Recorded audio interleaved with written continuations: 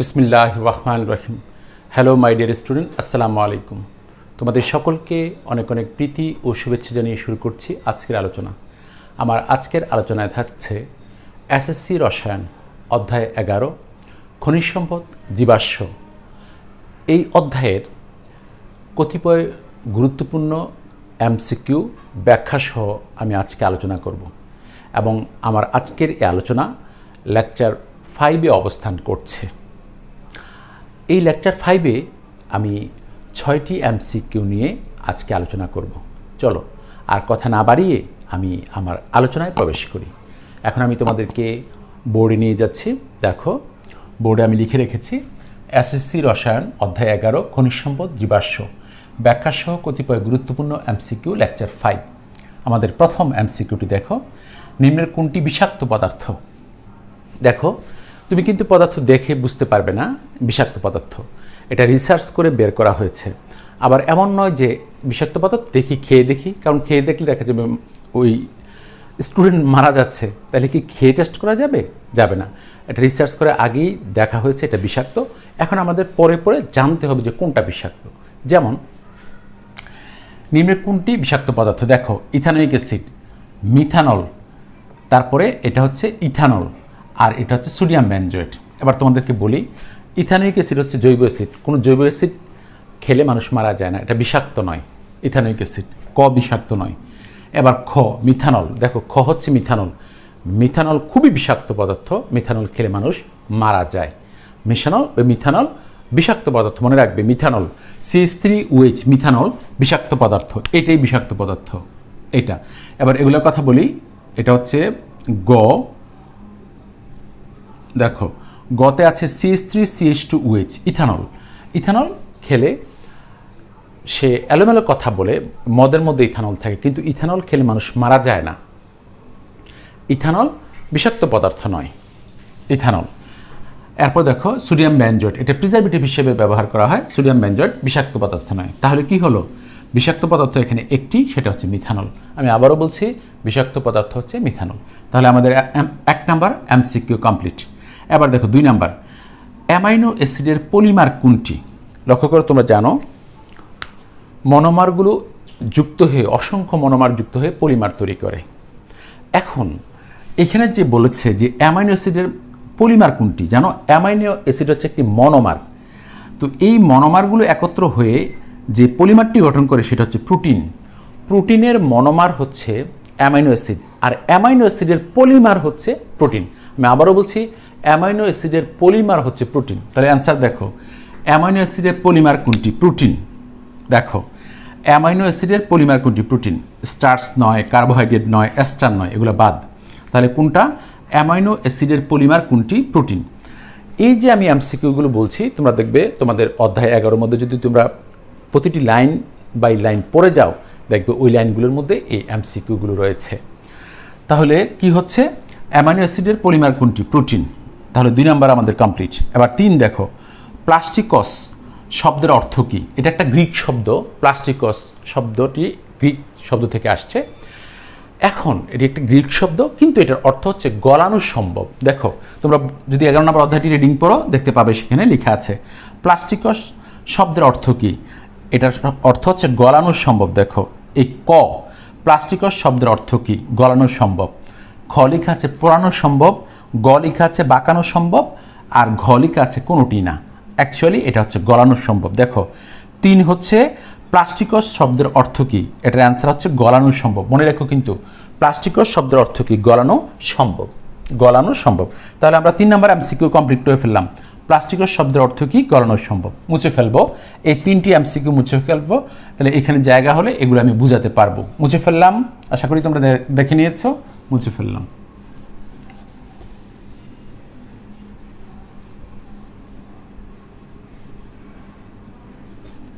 আচ্ছা, এখন আমি চলে যাব 4, 5, 6। লক্ষ্য করো এই 4, 5, 6 3টি গুরুত্বপূর্ণ এমসিকিউ, এবং এই 4, 5, 6-এর জন্য একটি উদ্দীপক দেওয়া আছে। লক্ষ্য করো, এটা হচ্ছে ক্যালসিয়াম কার্বাইড। ক্যালসিয়াম কার্বাইড, এটা ক্যালসিয়াম কার্বাইড। তো আমি তোমাদেরকে একটু দেখাচ্ছি ক্যালসিয়াম কার্বাইড, এই টোটাল বিক্রিয়াটা লিখছি, তাহলে অ্যান্সারটা করতে 1-2 মিনিটে কমপ্লিট হয়ে যাবে। দেখো calcium carbide, calcium carbide, calcium carbide 2 অণু পানির সাথে বিক্রিয়া করে কি তৈরি করে? দেখো ইথাইন, এটা তৈরি করে ইথাইন যোগ ক্যালসিয়াম হাইড্রোক্সাইড। দেখো তাহলে এখানে লেখা আছে এক্স, এটা হচ্ছে এক্স, তাহলে ইথাইন হচ্ছে এক্স।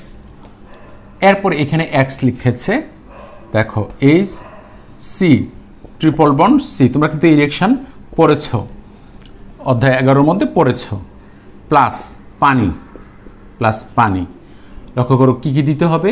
দিতে হবে 2% mercuric sulphate, HgSO4 mercuric sulphate, তারপরে 20% sulphuric acid, 20% sulphuric acid, H2SO4।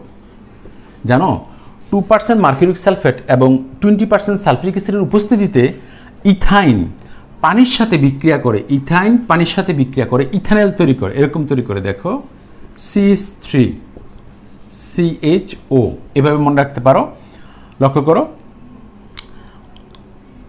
এই যে কার্বন, এখানে একটা হাইড্রোজেন ছিল আর এই 2টা হাইড্রোজেন এটার সাথে যুক্ত হয়ে CH3 হয়ে যায়।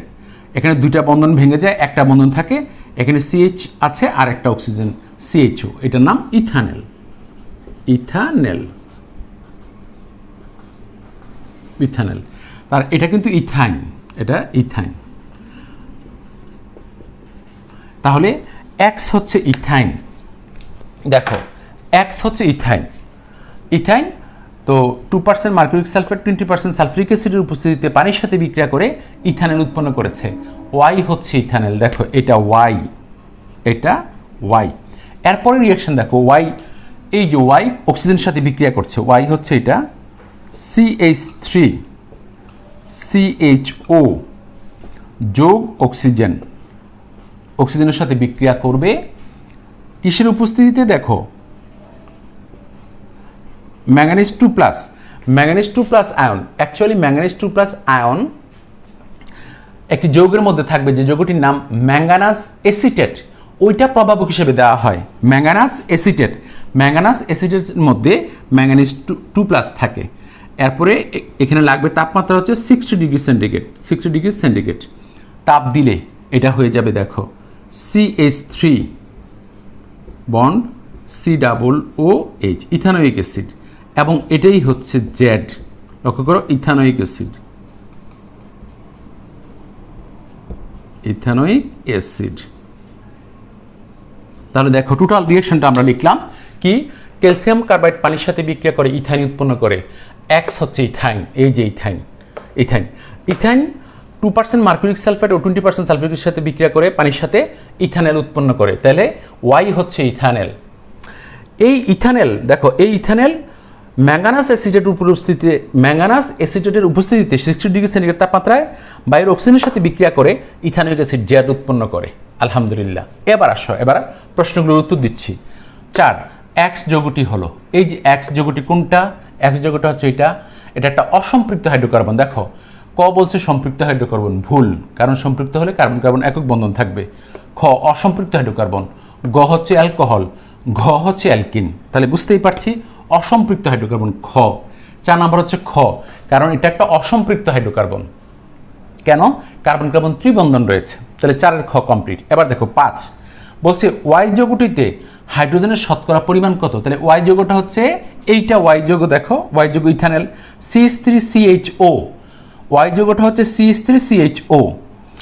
তাহলে আমার যেহেতু প্রথম রিঅ্যাকশনটা শেষ, আমি প্রথমটা মুছে ফেলবো। দেখো প্রথমটা মুছে ফেললাম, প্রথমটা মুছে ফেললাম, এখানে হিসাব নিকাশ করবো তো একটু মুছে ফেললাম। লক্ষ্য করো এই যে ওয়াই যৌগটা হচ্ছে ইথানল, এই ইথানলকে আমি এভাবে লিখতে পারি C2, এরপরে H কিন্তু 4, এরপর হচ্ছে অক্সিজেন, অক্সিজেন।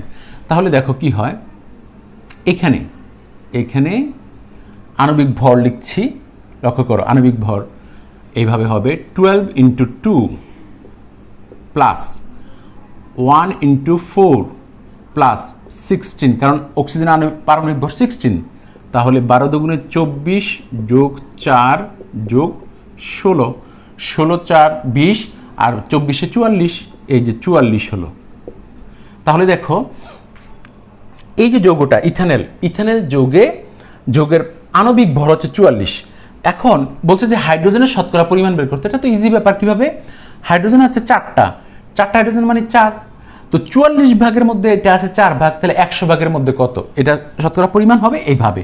44 কিন্তু আণবিক ভর জেনে গেলাম, আর হাইড্রোজেন হচ্ছে 4, তাহলে এইভাবে দেখো হাইড্রোজেন যত ভাগ আছে 4 ভাগ, 4 × 100 ডিভাইডেড বাই হচ্ছে 44, মানে 44 ভাগের মধ্যে আছে, মানে 44 গ্রামের মধ্যে আছে 4 গ্রাম, একে কত? 100তে কত? অর্থাৎ যার পার্সেন্টেজ বের করবো তার ভর ইন্টু 100 ডিভাইডেড বাই ওই যৌগটার আণবিক ভর, এই যে 44 নিচে 44 করলে এটা আসবে 9.09, এইটা আসবে ক। দেখো এটা কি উল্টো হবে 9.09%, এই যে এটা 9.09%। তোমরা যদি ক্যালকুলেটর হিসাব করো এটা পাবে 9.09%। তাহলে এটা কমপ্লিট হয়ে গেল আমাদের। তাহলে কি হলো? ওয়াই যৌগটিতে মানে ইথানলের মধ্যে হাইড্রোজেনের শতকরা পরিমাণ কত? 9.09%, কমপ্লিট হয়ে গেল। এটা হচ্ছে ওয়াই ইথানল।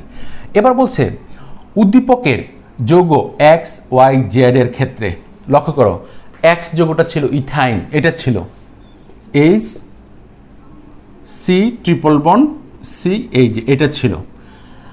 তো বলছে উদ্দীপকের যৌগ এক্স ওয়াই জেড এর ক্ষেত্রে কি এক্স থেকে পিবিসি প্রস্তুত করা সম্ভব? হ্যাঁ, এক্স থেকে পিবিসি প্রস্তুত করা সম্ভব, কারণ ইথাইন হাইড্রোক্লোরিক অ্যাসিডের সাথে বিক্রিয়া করে ভিনাইল ক্লোরাইড তৈরি করে, সেই ভিনাইল ক্লোরাইড পলিমার হয়ে পরে পলিভিনাইল ক্লোরাইড উৎপন্ন করা যায়, তাহলে এক্স থেকে পিবিসি প্রস্তুত করা যায়, সত্য। ওয়াই টলিন বিকারককে বিজারিত করে, দেখো ওয়াই একটি অ্যালডিহাইড, ওয়াই হচ্ছে অ্যালডিহাইড CH3CHO। জানো যে সকল কোনো যৌগ যদি অ্যালডিহাইড হয় তাহলে টলিন বিকারকের সাথে বিক্রিয়া করে সিলভার দর্পণ উৎপন্ন করে। তোমাদেরকে প্রথমে বলি টলিন বিকারক কি। অ্যামোনিয়াম হাইড্রোক্সাইড ও সিলভার নাইট্রেটের মিশ্রণকে টলিন বিকারক বলে। যে কোনো অ্যালডিহাইড এটার সাথে বিক্রিয়া করে সাদা অধক্ষেপ তথা সিলভার দর্পণ তৈরি করে।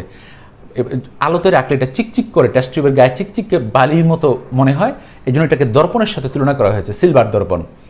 তো এখন টলিন বিকারকের সাথে বিক্রিয়া করে, এই জন্য বলা হয় যে এই ওয়াই টলিন বিকারককে বিজারিত করে। ওয়াই যেহেতু অ্যালডিহাইড তাহলে এটা টলিন বিকারককে বিজারিত করবে, অর্থাৎ বিক্রিয়াটা করবে।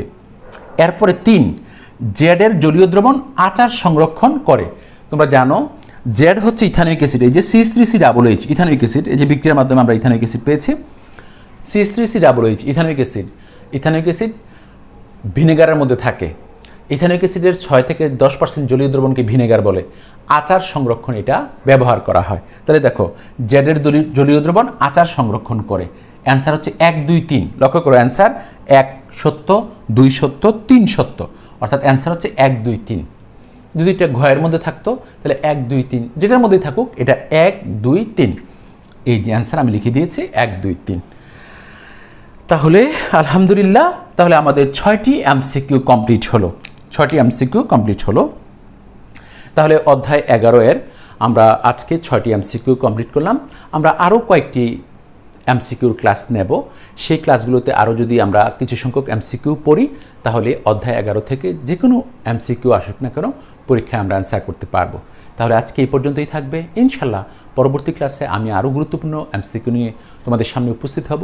সে পর্যন্ত ভালো থেকো, সুস্থ থেকো। আল্লাহ হাফিজ, ফি আমানিল্লাহ। ধন্যবাদ সকলকে।